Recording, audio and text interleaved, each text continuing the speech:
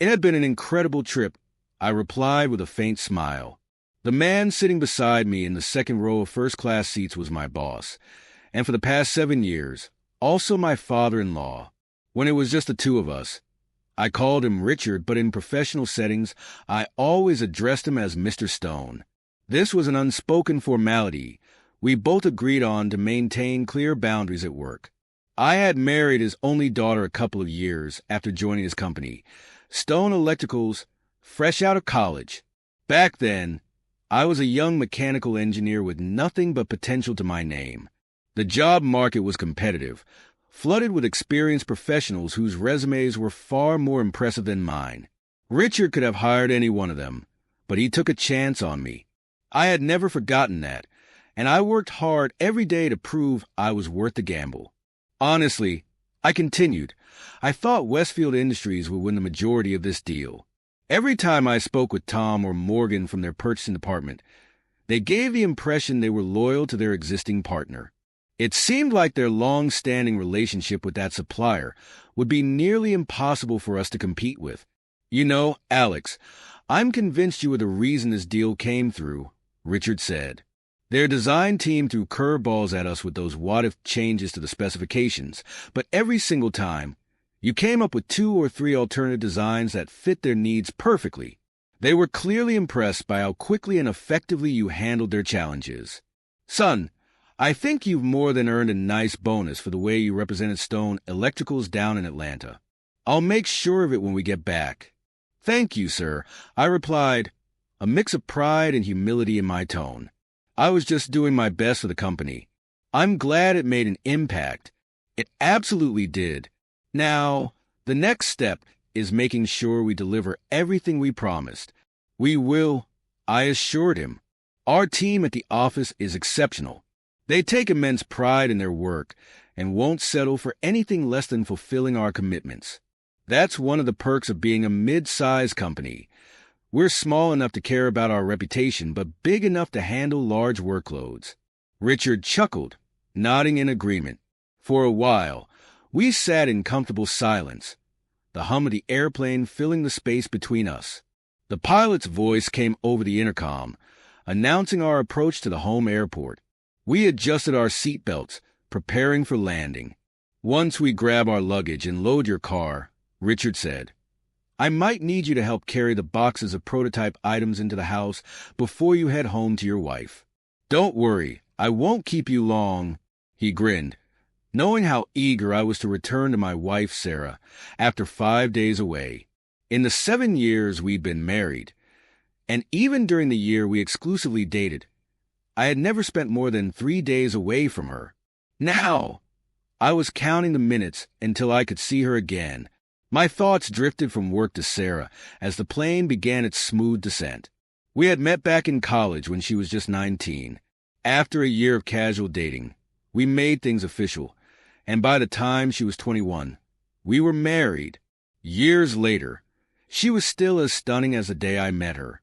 Her figure had matured gracefully, her curves more pronounced, giving her an elegant hourglass shape. Everything about her, from her warm smile to her playful laugh, still ignited a spark in me. I glanced at Richard, noticing a faint smile on his face. I suspected he was lost in thoughts of his wife, Margaret.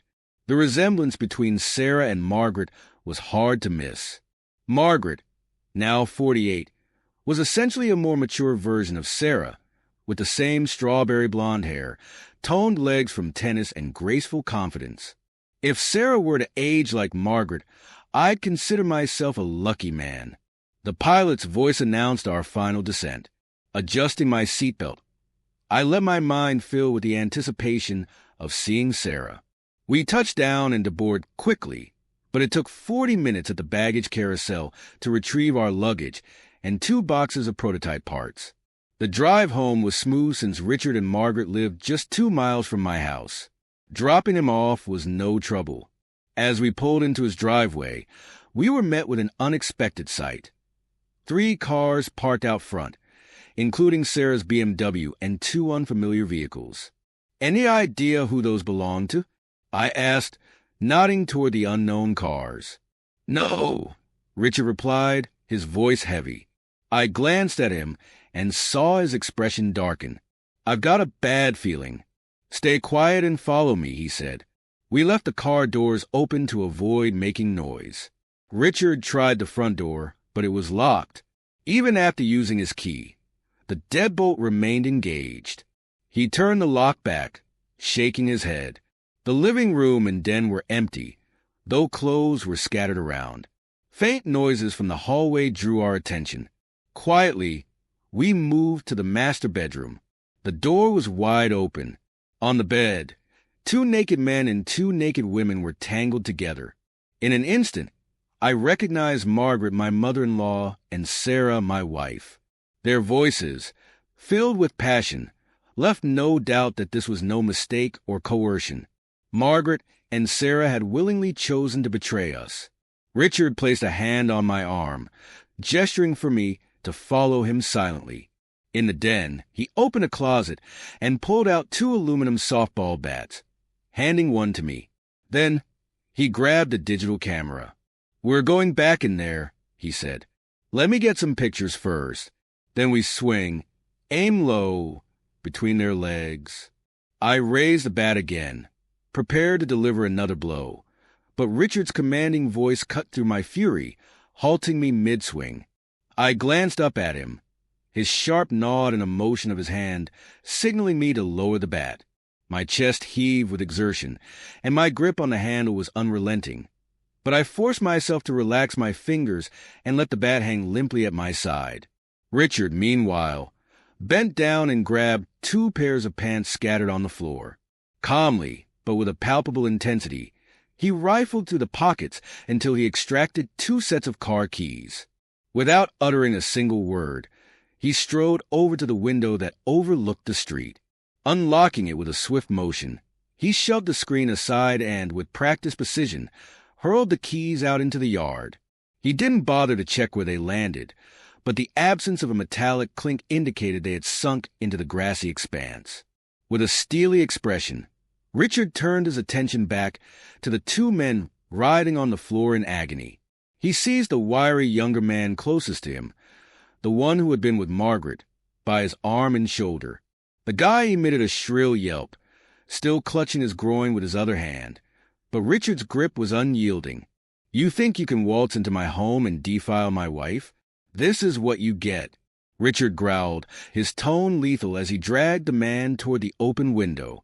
Despite the man's feeble attempts to resist, Richard's strength overpowered him. When they reached the window, Richard gave a final, forceful yank and sent the man tumbling out. His screams of terror filled the air as he landed headfirst in the rose bushes below, the sharp snapping of branches and his panicked wails confirming the painful landing. I didn't need any orders. Turning to the other man, the one who had been with Sarah, I grabbed him by the nape of his neck and the waistband of his underwear. He was heavier, but adrenaline coursed through my veins, making him feel weightless. He flailed wildly, trying to break free, but his struggles were futile against my grip. "You think you can intrude on my marriage and walk away unscathed? Think again," I snarled, dragging him toward the window. His bare feet scraped against the carpet as he stumbled, his incoherent pleas falling on deaf ears. Reaching the window, I hoisted him up and shoved him out with all my might. His panic shrieks were louder than the first man's as he crashed into the same thorny bushes, his curses interspersed with cries of pain as the sharp thorns tore at his skin. Richard slammed the window shut with a resounding thud, twisting the lock into place. He turned to the 2 women still huddled at the head of the bed. Margaret was trembling, tears streaming down her face, while Sarah stared at me with an expression that was equal parts fear, shock, and something I couldn't quite decipher. My chest still heaved and my blood boiled, but the room had plunged into a suffocating silence, broken only by the faint groans of the men outside. Richard's voice, cold and cutting, shattered the stillness. "Now," he said with icy finality, "we're going to have a little talk."